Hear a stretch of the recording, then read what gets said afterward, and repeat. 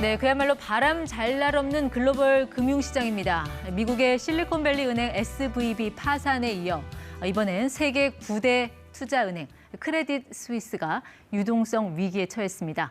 미국과 스위스 곧바로 진화 작업에 나섰습니다만 여기서 멈추게 할 수 있을지 오건영 신한은행 WM 사업부 팀장에게 물어보겠습니다. 네, 팀장님 어서 오십시오. 안녕하십니까. 요즘 여기저기 전화 많이 받으시죠? 이게 또 하필 꼭 주말에 뭔가 터지고 수습하고 이런 일이 반복이 돼서요. 네, 지난주에는 이제 SVB가 문제였고요. 그다음에 이번 주에는 또 마찬가지로 크레딧 스위스가 또 문제가 되다 보니까 이게 주말에는 금융시장이 열리질 않습니다. 그래서 금융시장이 열리지 않을 때 최대한 이 충격을 좀 완충시키기 위해서 월요일장이 열리기 전에 그러다 보니까 굉장히 다양한 정책들이 나오게 되고 주말에 조금 이런 이슈들이 좀 많나 싶습니다. 네, 이 크레딧 스위스, 스위스에서는 2위 은행이라고 하는데 사실 이 금융계에 몸담지 않은 분들이라면 이게 잘 모를 수 있는 은행이어서 어떤 은행이에요? 그러니까 160년 역사에 빛나는 은행인데요. 이게 IB라든지 WM 자산관리 쪽으로 굉장히 유명한 그런 대형 은행이다 이렇게 보시면 되겠습니다. 그 사실 지난해부터 뭐 여러 가지 스캔들이 많았던 은행이었잖아요. 네네. 이번에 문제가 된 건 뭔가요? 이제 가장 큰 문제는요. 이번에 특별히 문제가 있었다는 게 아니라 이렇게 보시면 될 것 같습니다. 지난해 그린실 캐피탈이라든지 빌황의 아케고스 그 헤지 펀드가 있었어요. 여기서부터 투자했던 것들이 손실이 좀 나기 시작을 했고요. 그다음에 여러 가지 자금 세탁이라든지 불법적인 이슈 때문에 여러 가지 좀 파인이라고 하죠. 그 벌과금 같은 거 좀 많이 맞았습니다. 이러다 보니까 굉장히 신뢰도가 좀 많이 떨어져 있었고 돈도 많이 못 벌고 있는 상황이었는데 이번에 SVB가 파산을 하게 되면서 위험한 은행들에 대한 경계감이 커졌을 거지 않습니까? 그러다 보니까 그 대표적인 케이스로 크레딧 스위스가 이제 언급이 됐고 크레딧 스위스에서 굉장히 많은 예금이 인출이 되기 시작을 했죠. 이걸 바라보게 되면서 당장 이걸 어떻게 메워야 될까 하다가 메우지 못하고 결국에는 UBS가 인수하는 쪽으로 이제 흘러갔던 겁니다. 네, 그 UBS는 이제 스위스에서 1위 상업은행이죠. 네, 그렇습니다. 여기서 이제 인수를 했다고 하는데 뭐 이렇게 전격적으로 일이 결정됩니까? 이게 물론 은행 특성상 은밀하게 뭐 협의가 진행은 되겠습니다만. 네네. 이 크레딧 스위스가 앞서도 말씀드렸지만 굉장히 큰 대형 은행입니다. 그래서 글로벌리 시스테미컬리 임포턴트 뱅크라고 해서 GSIB라고 하는데요. 이게 글로벌 전체에 어떤 영향? 왜냐하면 이 크레딧 스위스가 어떻게 연결되는지 알 수가 없지 않습니까? 그래서 크레딧 스위스가 만약에 파산에 이르게 된다라면은 SVB처럼 작은 은행들이 아니라 큰 대형 은행으로까지 번져나갈 수 있다 이런 우려감이 굉장히 컸겠죠.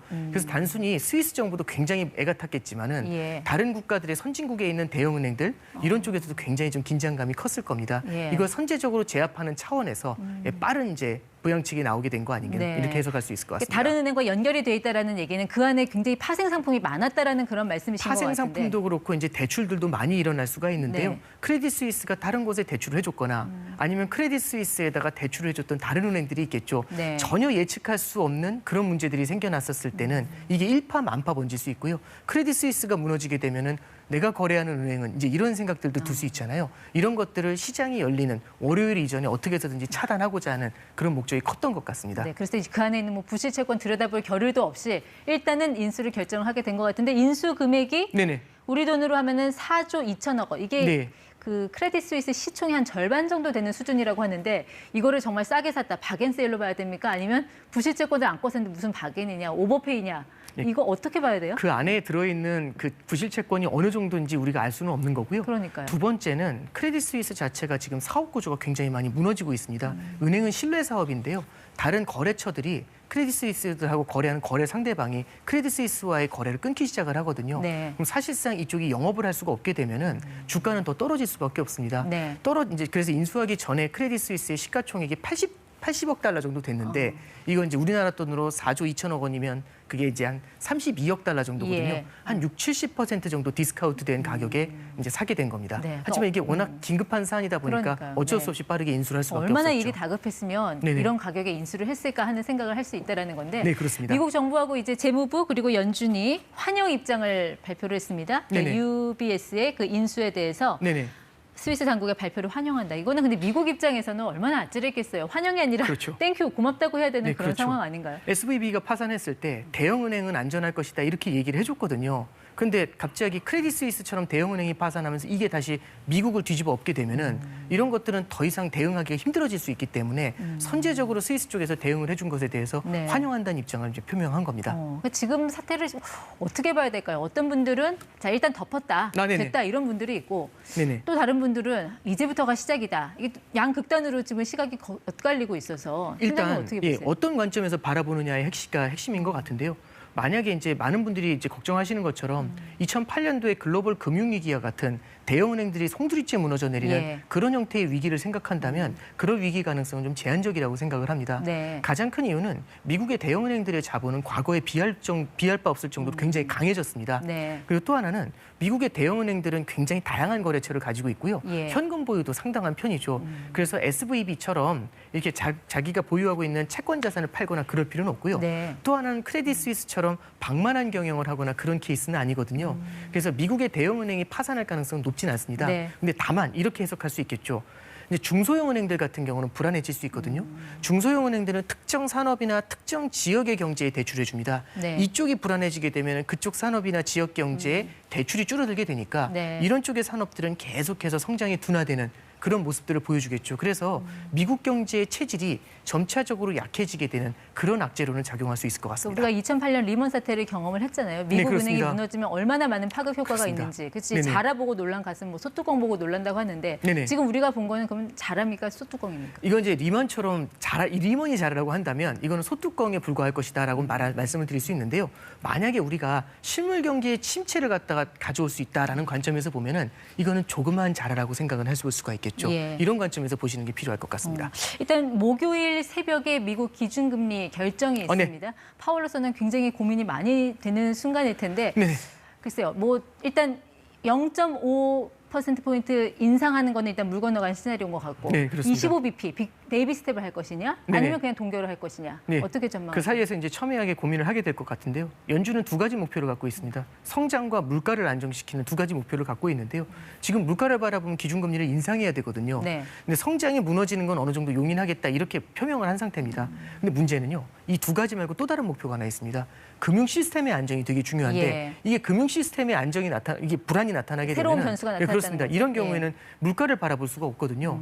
지금 현재 금융 시스템의 안정이 불안해지는 것들을 막기 위해서 온갖 작업들을 다 하고 있죠. 그래서 이걸 만약에 봉합을 시킬 수 있다면 일시적으로라도 그럼 이번에 25bp 금리 인상이 가능해질 수가 있습니다.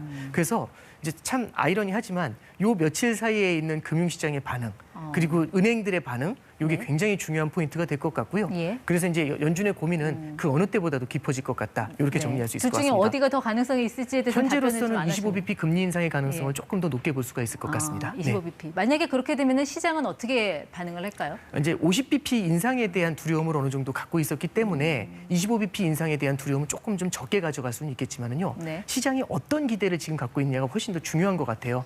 그게 예를 들어서 금융 시스템의 불안을 또 다시 이제 불러일으키게 된다라고 한다면 이런 점들은 부정적으로 작용할 가능성들이 있겠죠. 그러니까 이번이 마지막 인상이 될 것이냐 아니면 다음이 마지막 인상이 될 것이냐는 뭐가 결정을 하게 될 걸로 보십니까? 인플레이션에 대한 향방이 가장 중요할 걸로 보이고요.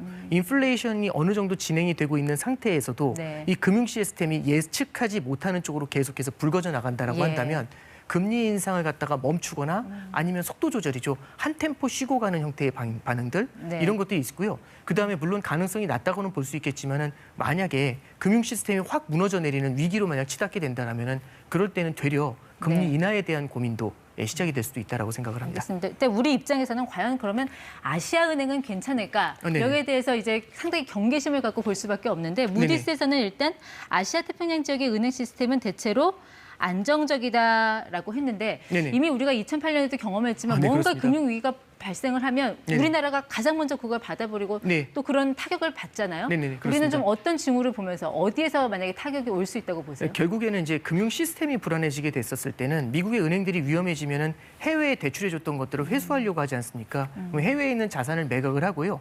그렇게 받은 원화라든지 다른 나라 통화를 팔고 달러를 사서 돌아오게 됩니다. 그럼 다른 나라 통화를 팔면서 달러를 사니까 달러가 강해지게 되죠. 예. 그래서 환율 쪽에 조금 집중해서 보시는 게 되게 필요할 것 같습니다. 이거 좀 투자의 관점도 바꿔야 될까요? 이제 물가를 너무 의식하기보다는 네네. 이제는 뭐 다른 어떤 이런 금융권의 시스템 리스트까지 같이 봐야 되는 네네. 어떤 전략을 좀 가져가야 예, 될까요? 매크로 환경이 굉장히 빠르게 바뀝니다. 인플레이션, 디플레이션, 금융 시스템 위기 이런 것들이 계속해서 바뀌어 나오게 되면은 특정 하나의 자산만으로 포트폴리오를 네. 가져가는 게 굉장히 위험할 수가 있습니다. 그래서 다양한 자산으로 좀 펼쳐가는 것들 이런 것들이 좀 필요할 것 같고요. 네. 그래서 포트폴리오 분산 투자가 그 어느 때보다도 필요하지 않겠는가 그렇게 조언해드릴 수 있을 것 같습니다. 장기로 가져갈 자금만 일부분 투자하고 나머지는 좀 예금 채권 이런 이런 안전자산을 안전자산들도 좀 담아봐야겠죠. 전략. 네네. 네, 그런 것들도 알겠습니다. 필요할 것 같습니다. 네, 지금까지 오건영 팀장과 함께했습니다. 고맙습니다. 네, 감사합니다.